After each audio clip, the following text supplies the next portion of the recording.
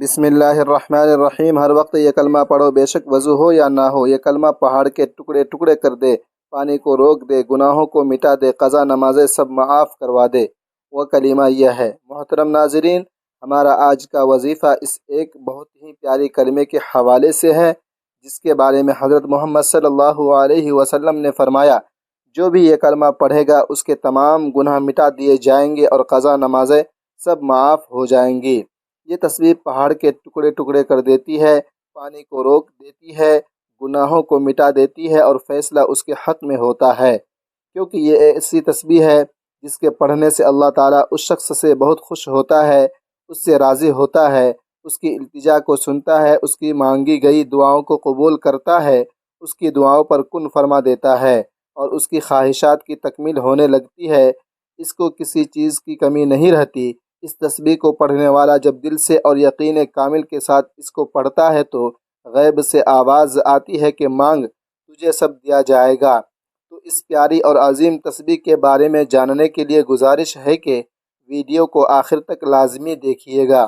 ناظرین، اکثر زندگی میں ایسے وقت آتے ہیں جب ہر طرف سے دروازے بند محسوس ہوتے ہیں، فیصلے انسان کے حق میں نہیں ہوتے، اپنے بھی مخالف ہو جاتے ہیں، دشمن طاقتور لگتے ہیں اور انسان چاہتا ہے کوئی راستہ نکل آئے، کوئی سہارا ملے، کوئی ایسی چیز ہو جس کے حق میں فیصلہ کرے، اس کے دشمنوں کو مغلوب کر دے اور اسے کامیابی عطا کرے، اس کی تمام قضا نمازیں معاف ہو جائے، اس کے تمام گناہ مٹ جائیں۔ تو دین اسلام میں ہر مشکل کا حل قرآن مجید کے اندر موجود ہے۔ یہ اللہ کا کلام ہے، اس میں وہ طاقت ہے جو ہر ناممکن کو ممکن کر سکتی ہے۔ ناظرین محترم، حضرت محمد صلی اللہ علیہ وسلم نے فرمایا کہ قرآن پاک کی ایک ایسی آیت ہے جو بھی پڑھے گا اللہ تعالیٰ اس کے حق میں فیصلہ فرمائے گا۔ اس تسبیح کو پڑھنے سے انسان کی زندگی میں تمام مشکلات ختم ہو جاتی ہیں۔ جب کوئی مشکل درپیش ہو، کوئی مقدمہ یا فیصلہ انسان کے حق میں نہ ہو، حالات اس کے مخالف ہوں، تو اس تسبیح کو یقین اور اخلاص کے ساتھ پڑھنا اللہ تعالیٰ کے فضل اور مدد سے آپ کو پہنچے گی۔ یہ تسبیح پڑھنے سے پہاڑ کے ٹکڑے ٹکڑے ہو جاتے ہیں، تمام قضا نمازیں معاف ہو جاتی ہیں۔ اللہ کی رحمت بہت بڑی ہے جو آپ کی زندگی اللہ کی قدرت سے، اللہ کے عطا سے اور اللہ کی نعمت سے، اللہ کی رحمت اور نوازش سے کبھی نا امید اور مایوس مت ہونا۔ روزانہ ہر وقت یہ تسبیح پڑھو، بے شک وضو ہو یا نہ ہو۔ یہ تسبیح پہاڑ کے ٹکڑے ٹکڑے کر دے، پانی کو روک دے، گناہوں کو مٹا دے، قضا نمازیں سب معاف کروا دے۔ سب سے پہلے آپ نے تعوذ اور تسمیہ پڑھنا ہے۔ اعوذ باللہ من الشیطان الرجیم، بسم اللہ الرحمن الرحیم پڑھنے کے بعد درود پاک پڑھ لیں۔ درود پاک صلی اللہ علیہ وسلم پڑھ لیں، صلی اللہ علی محمد پڑھ لیں یا درود ابراہیمی پڑھ لیں۔ درود ابراہیمی کی فضیلت زیادہ ہے، اس لیے ثواب کے طور پر ایک مرتبہ میرے ساتھ بھی پڑھ لیں۔ اللہم صلی علی محمد وعلی آل محمد کما صلیت علی ابراہیم وعلی آل ابراہیم انک حمید مجید۔ اللہم بارک علی محمد وعلی آل محمد کما بارکت علی ابراہیم وعلی آل ابراہیم انک حمید مجید۔ 3، 5 یا 7 مرتبہ درود پاک پڑھنے کے بعد آپ نے تعوذ اور تسمیہ یعنی اعوذ باللہ من الشیطان الرجیم اور بسم اللہ الرحمن الرحیم پڑھ کر، ساتھ ہی بڑا مقصد ہو، کیسی بڑی سے بڑی حاجت ہو، اس کی نیت خلوص دل سے کرنے کے بعد آپ نے سبحان اللہ وبحمدہ سبحان اللہ العظیم پڑھنا ہے۔ یہ وہ تسبیح ہے جو چٹان کو ریزہ ریزہ کر دے، پانی کو روک دے، آگ کو بجھا دے اور گناہوں کو مٹا دے جیسے وہ خطا کار تھا ہی نہیں۔ یہ تسبیح پڑھنے سے گناہ معاف ہوتے ہیں۔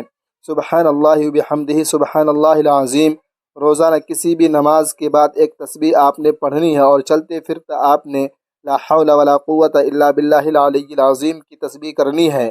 نبی کریم صلی اللہ علیہ وسلم نے اللہ تعالیٰ کی خوشنودی و رضامندی کے حصول، آخرت کی ابدی و دائمی نعمتوں پانے، جنت میں بلند درجات حاصل کرنے اور کم وقت میں زیادہ ثواب حاصل کرنے کے لیے مختلف اعمال و اذکار بیان فرمائے ہیں اور انہیں کرنے کی ترغیب و تاکید بھی کی ہے۔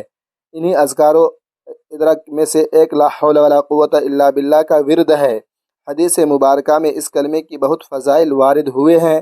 یہ کلمہ دنیا و آخرت کی بہت سی نعمتوں کے حصول کا ذریعہ ہے۔ لا حول ولا قوت الا باللہ کا ترجمہ اس طرح کیا جاتا ہے کہ گناہوں سے بچنے کی طاقت اور اچھے اعمال کرنے کی قوت صرف اللہ تعالیٰ ہی کے ذریعے ہے۔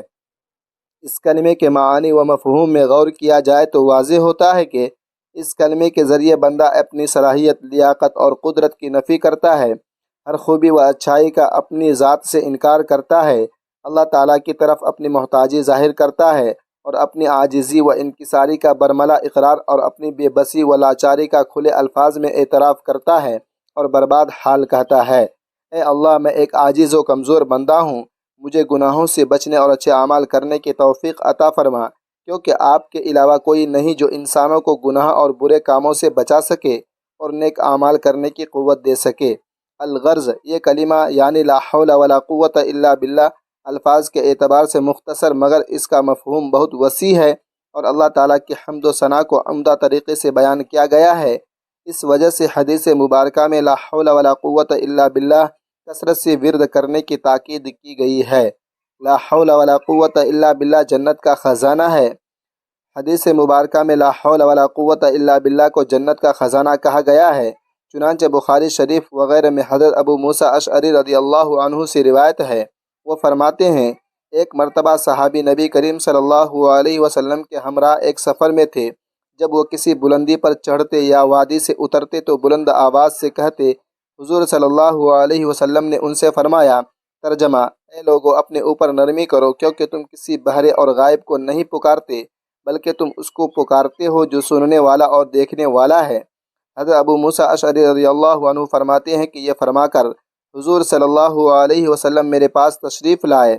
اس وقت میں اپنے دل میں لا حول ولا قوت الا باللہ کہہ رہا تھا۔ آپ نے حضرت ابو موسیٰ اشعری رضی اللہ عنہ کا نام لے کر فرمایا، اے عبداللہ بن قیس، میں تمہیں ایسا کلمہ نہ بتاؤں جو جنت کے خزانوں میں سے ایک خزانہ ہے، ولا حول ولا قوت الا باللہ ہے۔ اس حدیث شریف میں ترغیب دی گئی ہے کہ جس طرح انسان کی کوشش اور خواہش ہوتی ہے کہ وہ زیادہ سے زیادہ خزانہ جمع کرے تاکہ دنیا میں خوشحال اور عیش و راحت سے زندگی گزارے، اسی طرح انسان کو چاہیے کہ وہ کلمہ یعنی لا حول ولا قوت الا باللہ کا کثرت سے ورد کرے تاکہ آخرت میں ابدی راحت نصیب ہو، جنت میں اعلیٰ درجات اور زیادہ نعمتوں کا حصول ہو۔ ناظرین محترم، یہ عمل ہونے کے بعد آپ نے اللہ کے حضور اپنے دونوں ہاتھوں کو بلند کر کے اپنے تمام دل کی حسرتیں اس کے آگے کھول کر بچھا دیں۔ بے شک اللہ سبحانہ و تعالی ہم سب سے بھی زیادہ ہماری حاجت کو جانتا ہے، مگر دعا کرنا حکم بھی ہے اور سنت بھی ہے، اللہ کی رضا بھی ہے۔ کہتے ہیں کہ اللہ تعالیٰ دعا کی توفیق انہی لوگوں کو بخشتا ہے جنہیں وہ ان کی منہ مانگی مراد عطا فرمانا چاہتا ہو، ورنہ ہر کسی کو اللہ اپنے سامنے ہاتھ اٹھانے کی توفیق بھی نہیں دیتا۔ لہٰذا نہایت خشوع و خضوع کے ساتھ اللہ کی بارگاہ میں دعا اور التجا کرنے کا اپنا معمول بنا لیجئے، کبھی کسی کے سامنے ہاتھ نہیں پھیلانے پڑیں گے۔ ناظرین، اللہ تعالیٰ سے دعا ہے کہ ہمیں بہتر عمل کرنے کی توفیق عطا فرمائے، آمین۔ ناظرین، اگر ویڈیو اچھی لگی ہو تو اسے لائک کریں، شیئر کریں، چینل کو سبسکرائب کریں اور کمنٹ باکس میں اللہ تبارک و تعالیٰ کے 99 ناموں میں سے ایک نام ضرور ٹائپ کریں۔ جزاک اللہ۔ اللہ تعالیٰ تمام امت مسلمہ کو اپنے حفظ و امان میں رکھے، آمین ثم آمین۔